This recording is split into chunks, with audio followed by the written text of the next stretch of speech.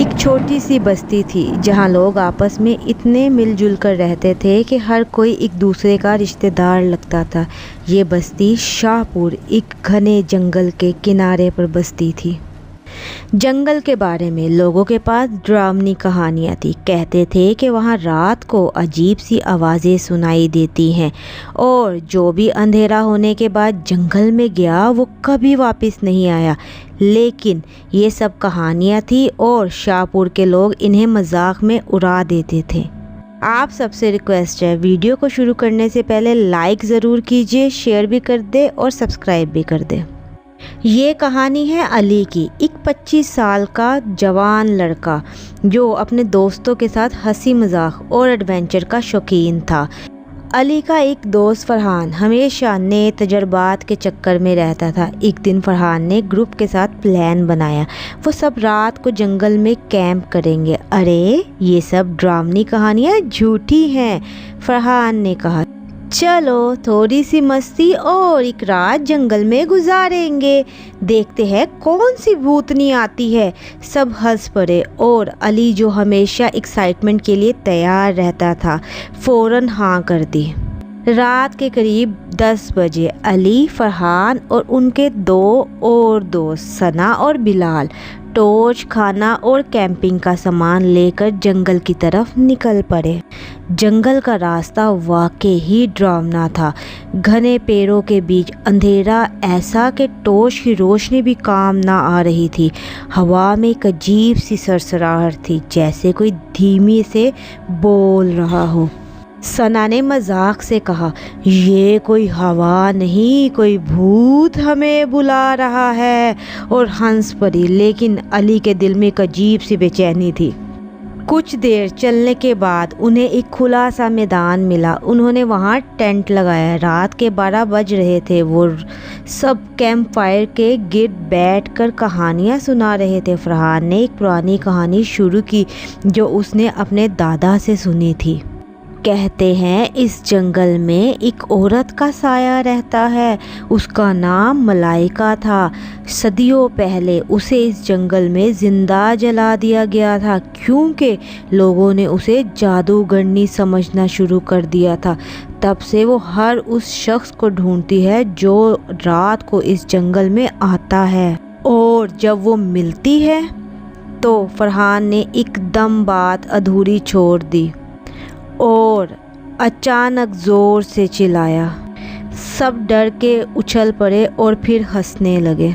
تھوڑی دیر بعد جب سب شور شرابہ ختم ہوا، علی نے محسوس کیا کہ ہوا میں وہی سرسراہٹ دوبارہ شروع ہو گئی تھی، لیکن اس بار آواز میں کچھ آواز سنائی دے رہی تھی، مجھے دیکھو۔ علی نے اپنے دوستوں کو اشارہ کیا، لیکن وہ سب دارو کے نشے میں مست تھے اور اس کی بات پر دھیان نہیں دیا۔ علی نے سوچ کر اگنور کیا کہ شاید یہ اس کا وہم ہے۔ دل میں اس کی بے چینی بڑھ گئی تھی۔ رات کے قریب 2 بجے ثنا نے کہا کہ اسے واش روم جانا ہے۔ بلال اس کے ساتھ گیا اور علی اور فرحان ٹینٹ کے پاس ہی رہ گئے۔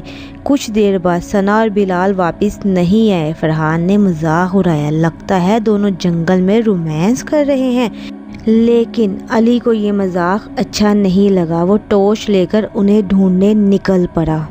جنگل میں اندھیرا اور بھی گہرا ہونے لگا۔ علی نے ٹارچ ادھر ادھر ماری، لیکن ثنا اور بلال کا کوئی پتہ نہیں تھا۔ اچانک اس نے ایک دھیمی سی آواز سنی، جیسے کوئی رو رہا ہو۔ وہ آواز کی طرف بڑھا اور ایک پرانے ٹوٹے ہوئے مندر کے قریب پہنچا۔ مندر کی دیواروں پر عجیب سی تصویریں تھیں، عورتوں کے چہرے جو آنکھیں بند کیے رو رہی تھی۔ علی کا دل زور زور سے دھڑک رہا تھا۔ اس نے آواز دی، ثنا، بلال، کہاں ہو تم؟ تبھی اس کے پیچھے سے ایک آواز آئی، علی! یہ آواز نہ ثنا کی تھی نہ بلال کی، یہ ایک عورت کی آواز تھی، دھیمی اور گہری۔ जैसे उस औरत ने सदियों से किसी से बात ना की हो। अली ने पीछे मुड़ के देखा लेकिन वहाँ कोई नहीं था। उसने अपनी टॉर्च उठाई और वापस टेंट की तरफ भागा, लेकिन जब वो टेंट के पास पहुंचा तो फरहान भी गायब था। टेंट के अंदर का सामान बिखर गया था और कैंप फायर अभी भी जल रही थी, लेकिन उसकी रोशनी में अजीब सी सुर्ख लाली थी। अली अब डर के मारे कांप रहा था। उसने सोचा कि शायद वो सब उसके साथ मजाक कर रहे हैं, लेकिन दिल से दिल तक एक आवाज़ उसे कह रही थी कि ये मजाक नहीं है। उसने अपना फ़ोन निकालकर टाइम देखा, 3:33। फ़ोन की स्क्रीन पर एक अजीब सा नोटिफिकेशन आया, मुझे देखो। अली ने फ़ोन बंद कर दिया, लेकिन स्क्रीन खुद ब खुद ऑन हो गई और उस पर एक तस्वीर उभर आई। एक औरत जिसका चेहरा जला हुआ था, लेकिन आंखें इतनी गहरी थी कि अली का दिल दब गया। उसने फ़ोन फेंक दिया और भागने लगा। जंगल के पेड़ अब उसे घूर रहे थे, जैसे हर शाख उसे पकड़ने के लिए हाथ बढ़ा रही हो। अचानक उसके सामने वही औरत का साया उभरा, वो चेहरा जो अली ने फ़ोन में देखा था। तुमने मुझे बुलाया। उसकी आवाज़ जंगल के हर कोने से गूंज रही थी। अली ने चिल्लाया, मैंने किसी को नहीं बुलाया, मुझे जाने दो। लेकिन वो औरत धीरे धीरे उसकी तरफ बढ़ रही थी। अली भागा, लेकिन जंगल का रास्ता जैसे खुद बदल रहा था। हर मोड़ पर वो वापस उसी हिस्से में आ जाता था जहाँ टूटा हुआ मंदिर था। अब उसकी सांसें फूल रही थी। उसका दिल इतनी ज़ोर से धड़क रहा था कि लगता था कि वो अभी बाहर निकल आएगा। उसने मंदिर के अंदर देखा, वहाँ सना, बिलाल और फरहान के जिस्म पड़े हुए थे बेजान, और उनकी आंखें खुली हुई थी जैसे वो किसी डर से मर रहे हो। वो औरत अब अली के बिल्कुल पास थी।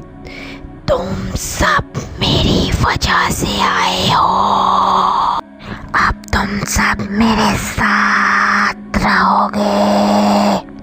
अली ने अपनी आंखें बंद कर ली और ज़ोर से चिल्लाया। जब उसने आंखें खोली तो वो अपने घर के बिस्तर पर था। सुबह के 6 बज रहे थे। उसने सोचा कि शायद ये सब एक बुरा सपना था, लेकिन जब उसने अपना फ़ोन उठाया तो स्क्रीन पर अभी भी वही तस्वीर थी, वही जला हुआ चेहरा था। अली ने उस दिन के बाद कभी जंगल की तरफ नहीं देखा, लेकिन हर रात जब वो सोता है उसे वही आवाज़ सुनाई देती है, मुझे देखो। और हर बार जब वो अपनी आंखें खोलता है उसे लगता है कि वो औरत उसके कमरे के कोने में खड़ी है, उसे घूर रही है। वीडियो पसंद आती है तो लाइक, शेयर और सब्सक्राइब करके जाइएगा।